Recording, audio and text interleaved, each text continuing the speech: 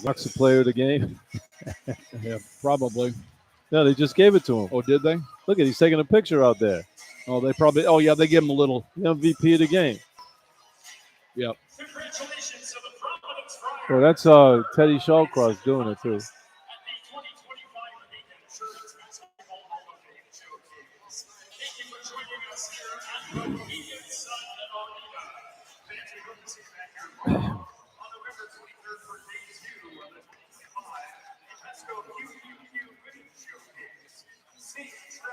Well, I think Vox is probably the outstanding. Yeah, I think we got to give Vox. Which one do you want to give him? Well, which one's the best one? It doesn't really matter. Yeah, the Vox outstanding player of the game. Yeah. So let's make him the Audi Warwick outstanding, but the Santander player of the game. Give him both of them. The hell with it. Yeah.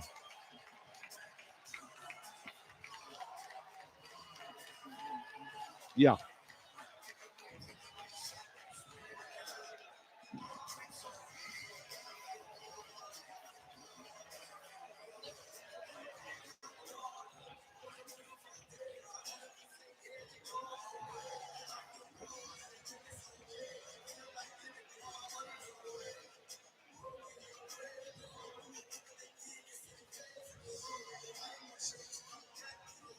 Scoreless in the last what?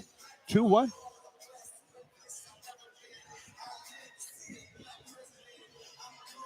Thank you.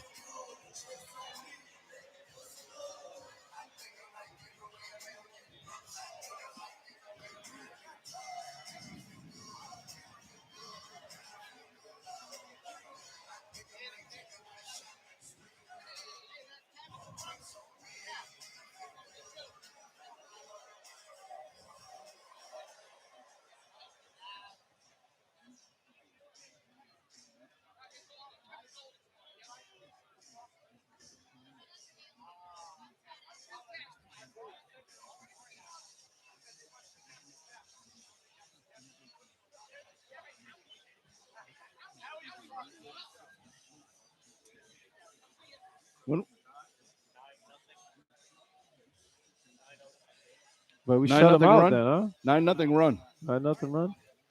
Well, 6-0 by Vox. Yep.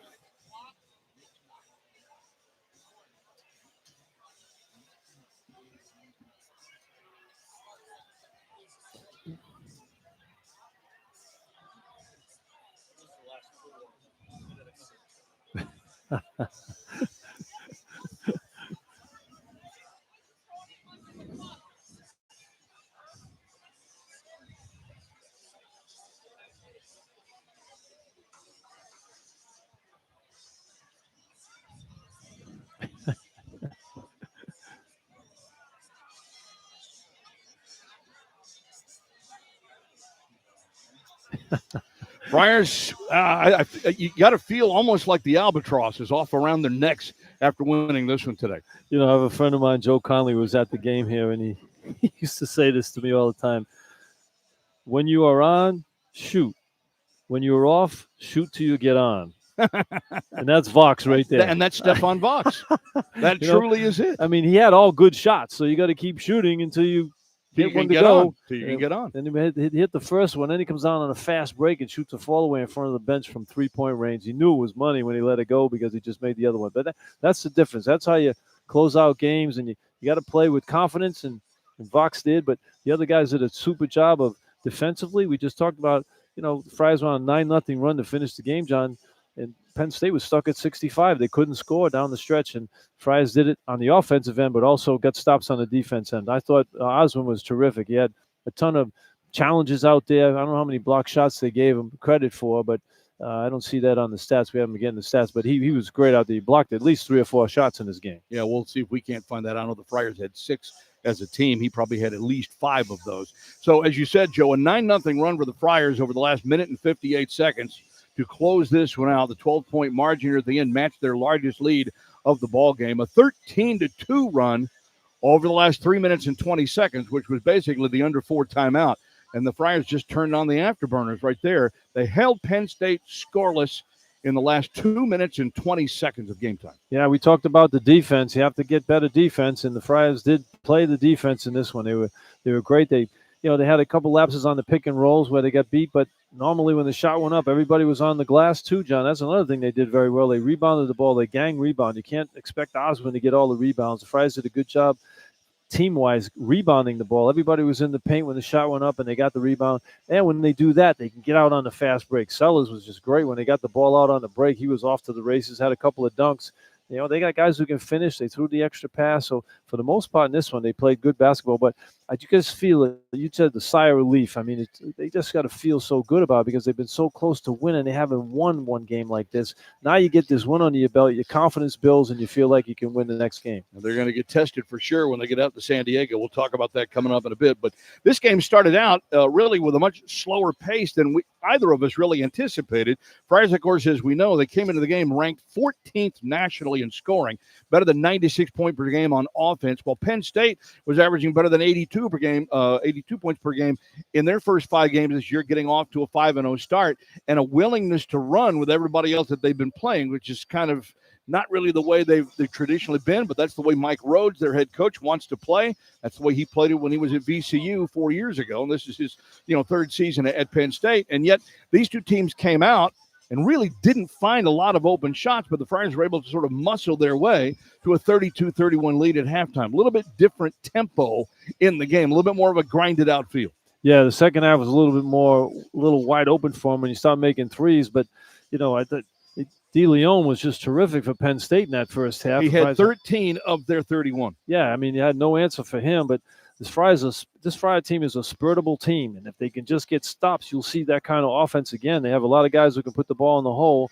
When you're 31-30, you never thought they would get to 77 by the end of the game, but they were able to get the offense going, and Vox got it going. But the rest of the guys all contributed very well as making shots.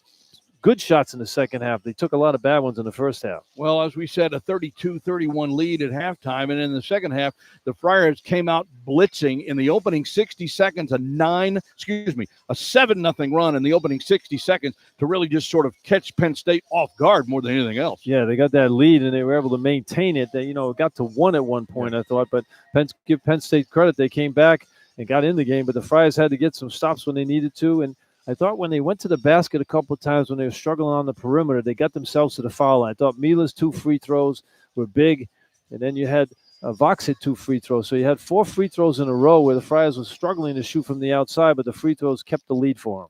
Well, they actually were able to stretch it out to a 10-point lead. It was a 9-0 run overall, 41-31 lead, 2 minutes deep into the second half before Penn State scored their first basket on a jumper by De Leon, who led them with 13 in that half, and he ends up with 22 for the ball game.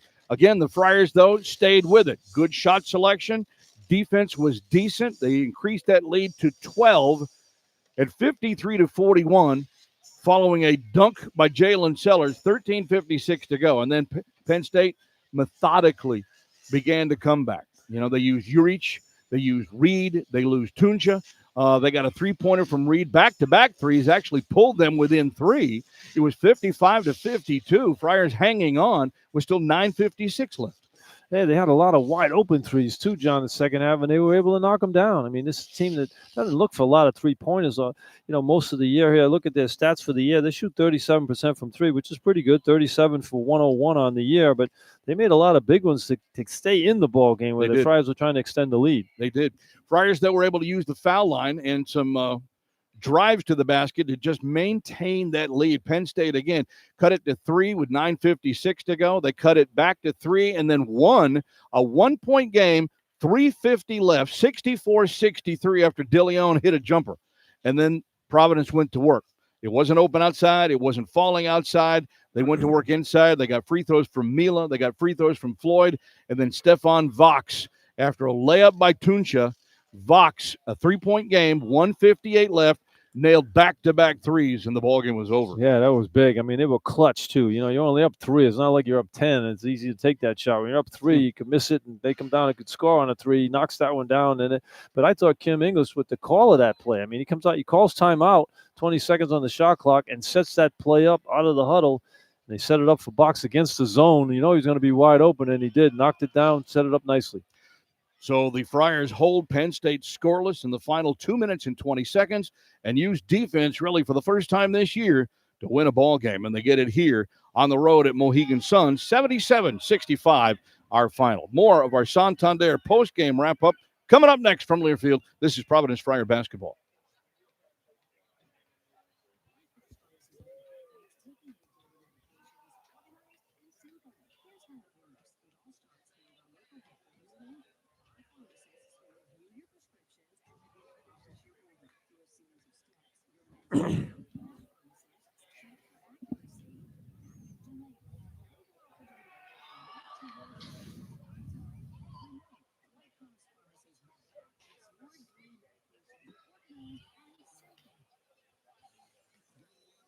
Did you cover this? Yes. Thank you.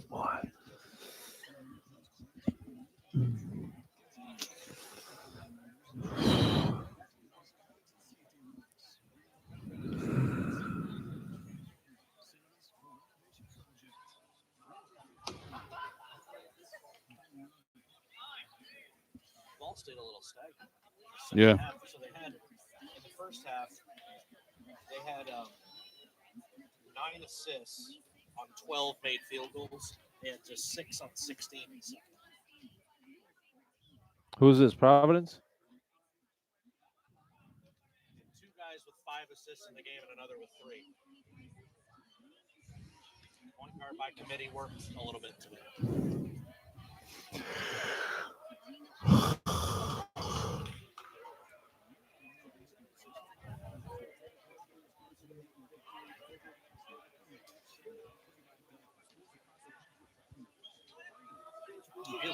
Should have had another level. Finished with 7 and 9, 5 assists. She should have had at least 14. Blew a couple of layups.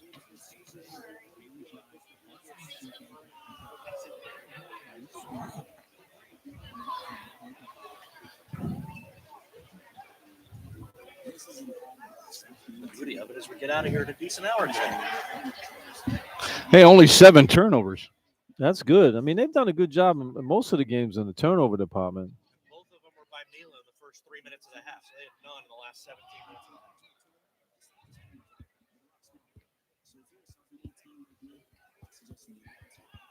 If you want me to find that, I can. Yeah. Yeah.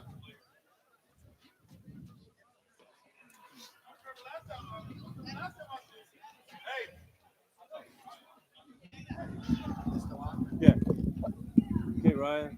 Oh, hey, Ryan. Come on. Hey, what are you asking that? He's the head of officials, right? That's all right, man. Yeah. There you go. He had a great. I'll give you this. Thank you. Wasn't it? Yeah. That's what I said. I could see a great view of it up there. First of all, you got to change. You can't have themselves. There we go. You got it? Here we go. What they should do is maybe go to the TV guys. Yeah, Oswin had a great game on the glass, had some good games as well on the offensive side with rebounding, had a bunch of blocks in this one. Friars came up big when they needed to, and they get a win 77-65 here at Mohegan Sun Arena over Penn State. John Rooke, Joe Hassett. Continue with our Santander game post-game wrap-up. Santander Bank post-game wrap-up. Ryan Gomes, Friar assistant coach, joins us here high above courtside at Mohegan Sun. I know you guys had to feel like that was one that you had coming to you. You grinded in that second half, and we really saw an improved effort defensively. I know that stood out to Joe and I the most tonight. Yeah, that was the most important thing, man. You look at this team, they was shooting a great field goal percentage at the rim and in the paint. I think we did a wonderful job. If you look, we had held them to 24 points in the paint tonight, and that's what their specialty is dominating the interior. Yes, they have a few guys that can make shots on the outside, but they really like to get out in transition and then throw it to their bigs down there, and I think we did a wonderful job of protecting the paint tonight. And you rebounded the ball very well too, Ryan. You know, it had to be rebound by committee. That's a pretty big team in there, and you can't rely on Oswin to get every rebound. I thought Oswin did a good job of patrolling the paint, changing shots, blocking shots, but I thought all 5 guys had a concerted effort to go in there and get some rebounds. I mean, even Edwards had a big rebound at one point in the game, and I thought the clutch plays in the game, the guys played smart basketball, used the knowledge of the game out there and did a nice job. I thought Kim calling the timeout with 20 seconds on the shot clock, up by 3, and setting that play up for Vox, who's missed 3 3-pointers in the game. He's a shooter. He says, hey, we're going to run this play for you. We're playing against the zone. He knocks down that 3-pointer. Then he comes down with confidence on the fast break and pulls up and takes another 3. Ball game. I mean, that's, when you're confident like that, that's what you need to do. And I felt like you have to feel like a big relief because the guy's been working so hard. He's been so close in a couple of road games. This one, hey, you get over the hump. Now everybody just feels like, now we're ready to go. Yes, exactly, man. Confidence is key, man. Empowering these guys is what we do every day, instilling the confidence. And then, guys have it in themselves. So, I know I'm not saying I want to speak for Vox, but the last time we were here, rattled it out at the end of the game. And I'm pretty sure he wanted to make big shots in this game and, give credit to Coach Kim and drawing up a great play to give him that opportunity again. And he knocked it down. And then the second one was like, I'm confident to go ahead and make this next one. And that's what he did. But everyone has that type of green light mentality on our team, and you just got to make the right play. Because the play's drawn up for you doesn't mean it's a shot for you. It's just you got to make the right decision, and that's what we're making sure our guys know what the right decision is. That's the key point, Ryan. I mean, talking about right decision, I felt a couple of shot selections out there in the first half weren't good. I mean, some guys took shots, 20 seconds on the shot clock, taking 30-footers. You can get that at the end of the shot clock, right? Exactly. But I mean, as the second half, they played much smarter with the ball, and they took their time, and they got good looks. It's just they didn't go in for a little period of time, but they were getting good looks. You can't complain about the looks. No, we can't. You cannot complain about it. We got the shots that we kind of wanted, except for some ones where we'll watch film and get better at it and just not settling, like you said. Fight for the best shot quality that we can get, and then if that presents itself with 4 or 5 on the clock, and that's the shot we have to get because we want one on the rim instead of trying to make an extra pass and get it a turnover or get them a leak out. That's what we have to just clean up a little bit better at. And I thought the defense, one good thing when you're watching film, you can say, hey, our defense led to some great offense. When you guys turned them over, it was like a fast break drill. It was unbelievable. Guys alley-ooping, extra pass, dunks, layups, wide open shots. But the defense created those good looks. Man, our defense was stellar tonight. On ball defensive. They were a heavy pick and roll team. So we made sure, Mingle was their best player, is their best player right now. And he was leading them in assists, points, rebounds. He got in foul trouble. And then when he came out the second half, drew a play up to go right at him to try to get him, see if we get another foul, and then we just put more pressure on him when he did try to get involved in the game. So I think we did a great job in the game plan and acknowledging that, and then we just went and do what we do best, play in transition and able to take easy shots. And we see our athleticism is huge, but like Coach wrote on the board early, DTO, defense to offense, is where we strive the best. And then in the half court, when we got to make plays and make the right decisions, we're getting better at that as we go too. I like that. Hashtag DTO. Hashtag DTO. Coach Kim English put it on the board, and that's what we guys strive. Guys love, all players at all levels. I know Joe can speak for this too. When you get defense and you can run in space and create open shots, you don't have to look over and say, Coach, what play are we running? So if you get stops on defense, you get a little bit more freedom to go ahead and play freely on going on the offensive side. But when you're taking it out the net, then you're going to be always looking at the coach like, what are we running? So, we try to empower, let our defense be our offense. And then in situations when we do have to run sets and go to mismatches and find the best opportunity, then we have that in our bag too. Yeah, you get open looks, a lot of wide open looks too when you get the defense working, because their defense can't get back in time, and the offense, you don't even need to run it. Nope. It's wide open. Got a chance now to maybe get first place in the Big Ten. You got to play back-to-back Big Ten opponents with Wisconsin coming up in San Diego. Yeah, Coach just mentioned that. Like we want to celebrate it. We want to celebrate this win. Think about it. The guys will have the night to go ahead and get some food, talk about it. But then we got to shift our focus. Tomorrow off day, but on Monday we got to shift our focus and start thinking about it now. But Monday on the court, we have to get ready and think about Wisconsin. They just went out to BYU and lost, by a large margin. You don't want to give it because they're on the road and altitude and all that, but they're going to be wired up so we don't want to get complacent and then think about overlook. Just because we're excited about beating this team, we got to go ahead and bounce back and be ready for them on a neutral site. We're traveling as well. So, it's no excuses. We go out there and we got a chance to, do something big. If we take care of business on the first game, then we'll see who our matchup is on the second game. But it is a tournament, and anytime you're in a tournament, you want to go out and be the number one team, not the consolation. So that's what our goal is, to go ahead and take it one by one and shift our focus and get better at some of the things we need to get better, because in the win you can learn, but in the loss you can learn too. So we'll go back and watch film, tighten up a few things, because I'm sure they watched it. They're a Big Ten opponent that they play all the time. So they'll look at some of the things that they do and try to adjust for us, and then we'll be ready to adjust to them. All right. Ryan, see you on the plane on Monday. All right. All right, See you guys. Thank you. Ryan. Thank you for coming up. Appreciate Ryan, it. can I have your first class seat, Ryan, when we go? Yeah, you can, because my wife's traveling with me, so they might put me in the back of the plane anyway. So this trip, you got it. Come slum in the back with us. All right, guys. Like it. Thank you, Ryan. Ryan Gomes, again, Friar assistant coach, all-time leading scorer, of course, in Friar basketball history. Friars get the win 77-65 here on the road at Mohegan Sun. All right, let's take a quick look at the numbers, Joe. Individually, or Penn State, they have just 2 players in double figures. They were led by Freddie DeLeon, rebounds as well. To lead them on the backboard. He has 6'5", redshirt junior, transfer from the University of Tennessee. He's the man, the only returning starter, by the way, from last year's Penn State team, and he showed what he was. Yeah, I mean, he made the game look easy out there for most of the time he was out there, but Friars had made him work at the last half of the second half there, and were able to control him a little bit. Melik Tunç'a, the freshman from Turkey, 20 years old, right? But at the same time, averaging 14 per game, he ended up with 11 before he fouled out of the game with 18 seconds to go. And Tunç'a was 1 of 4 from 3, 4 of 11 from the floor, had 3 rebounds. Rest of the scoring, 6 for Urich inside. Caden Mingo, their leading scorer at 17 points per game. Freshman from Farmingdale, New York. He's the highest rated recruit in Penn State history, a top 50 player on ESPN.com a year ago, held to just 2 points on 1 for 8 shooting. Yeah, he got quick foul trouble in the first half, and that happens, especially with young players. And he's a true freshman. He's not like these other freshmen from Europe who have been playing EuroLeague ball and playing as professionals, but he's a true freshman. And when you pick up those fouls early, now you lose your aggressiveness, and it showed in his game, 1 for 8. Josh Reed, the Cincinnati transfer, had 8 points and 8 rebounds as well in 24 minutes. Eli Rice, transfer from Nebraska, 5 points in 12 minutes. Stewart had 3. Murtich had 6. And off the bench, Sasha Chani, formerly of Xavier, and also from UIC last year, just 2 points and 4 rebounds in 10 minutes. Penn State goes 22 of 66, 33% shooting for the game. 8 for 24 from 3. 33% shooting. What kept them in the game for a long stretch of the time there until the Friars spurt in the last 3 minutes, 13 of 16 from the foul line and 81%.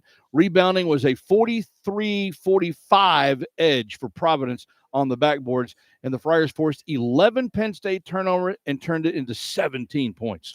They shoot 33% and still had a chance. They were only down by 3 at one point. The Friars Vox hit those 2 big 3-pointers to extend the lead and put it away, but that game was still in balance, even though they were shooting that poorly. Yeah, 17-4 off turnovers and a 42-24 advantage in the paint.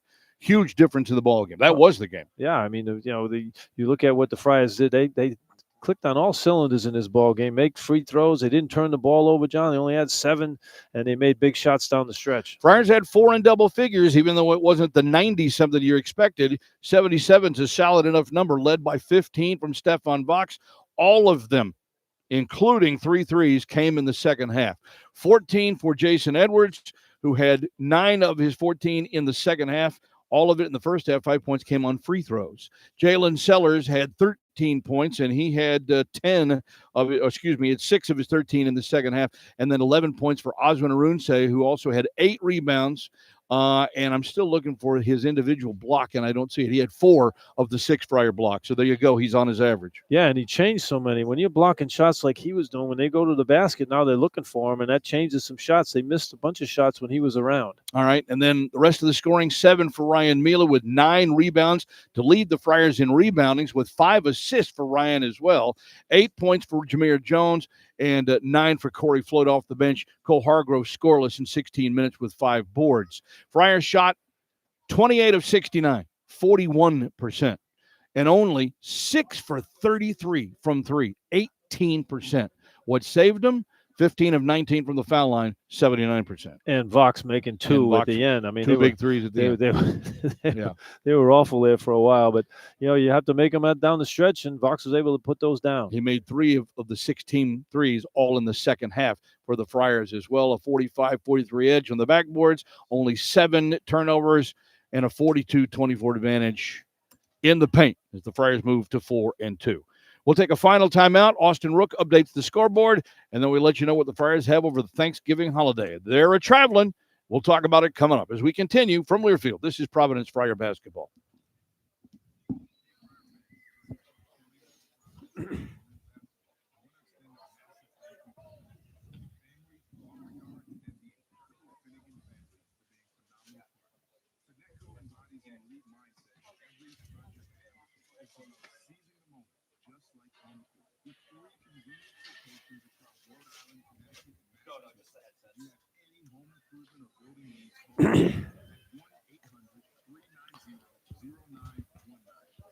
Six touchdowns today for Arch. For who? Arch? Yeah, they're up 45-23.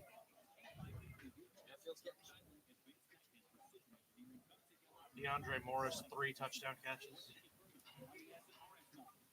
About time.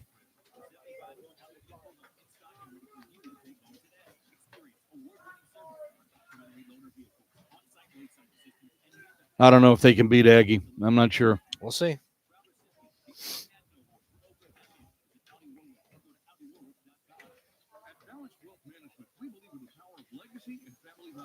Founded by Robert O'Clair, professor at Providence College for over 35 years, our team at Balance Wealth understands the importance of understanding and collaboration when it comes to your financial future. With our dedication and expertise, we're here to empower you to make informed decisions, ensuring a balanced and secure financial future. Call us today, 401-39825, for a free written financial plan. Balanced Wealth Management, guiding your path to financial success.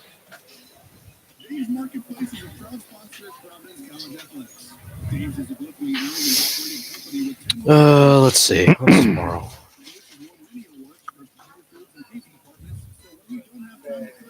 All right, let's do this. Okay, just a short wrap up. Yeah. Okay.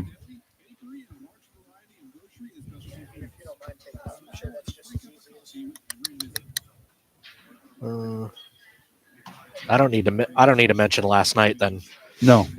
I don't. Just today is I'll fine. preview tomorrow. Yeah, that's better. Last night should be halftime. Tomorrow should be postgame.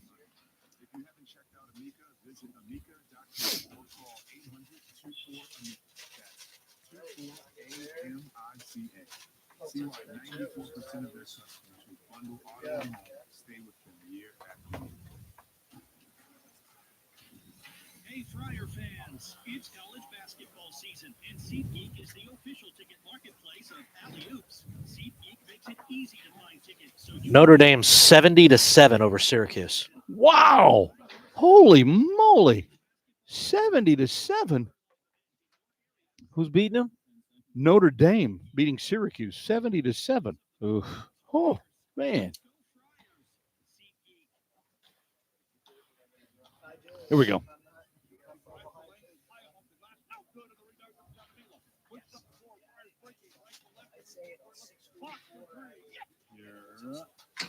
Yeah, Stevan Vox absolutely got it done when the Friars needed it to get done in the second half. Our postgame show brought to you by Santander Bank, proud sponsor of Friars basketball from tip-off to final buzzer.